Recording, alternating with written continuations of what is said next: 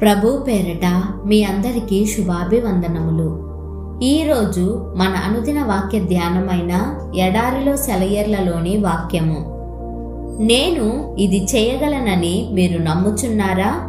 మత్తయి సువార్త 9వ అధ్యాయం 28వ వచనము. అసాధ్యాలను సాధ్యం చేయడం దేవుని అలవాటు. ఎవరి జీవితాల్లోనైతే అసాధ్యం అనుకున్నవి దేవుని మహిమార్థం తప్పకుండా సాధ్యం కావలసి ఉన్నాయో వాళ్ళు సంపూర్ణ విశ్వాసంతో వాటిని ఆయన దగ్గరకు తీసుకెళ్ళాలి. ఏ పని ఆయన చెయ్యి దాటిపోయి సమయం మించిపోయిన పని కాదు. మన జీవితాల్లో తిరుగుబాటు, అపనమ్మకం, పాపం, ఆపద ఇవన్నీ పొంచి ఉంటాయి.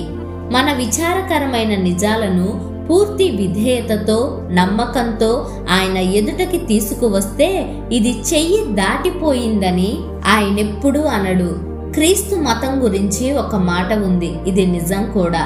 క్రైస్తవ మతం ఒక్కటే ఒక మనిషి ఎప్పుడో చేసిన దానిని కూడా సరిదిద్దగల మతం. దేవుడు చీడ పురుగులు తినివేసిన సంవత్సరముల పంటను మనకి మరలా ఇవ్వగలడు. మనం మన పరిస్థితినంతటినీ, మనలను ఏమీ దాచుకోకుండా నమ్మికతో ఆయన చేతుల్లో పెడితేనే ఇది సాధ్యం. ఇదంతా మనం ఏమై ఉన్నామో దానివల్ల కాదు గాని తానేమై ఉన్నాడో దాని మూలంగా జరుగుతుంది. దేవుడు క్షమిస్తాడు, బాగు చేస్తాడు, తిరిగి మునుపటి స్థితిని దయచేస్తాడు.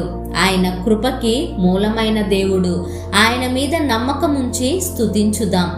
కాదేది అసాధ్యం క్రీస్తుకి, లేరెవరు ఆయనతో సాటి. అసాధ్యాలను చూసి సరదా పడే దేవుడు నాకున్నాడు, నాకేది అసాధ్యం కాదు.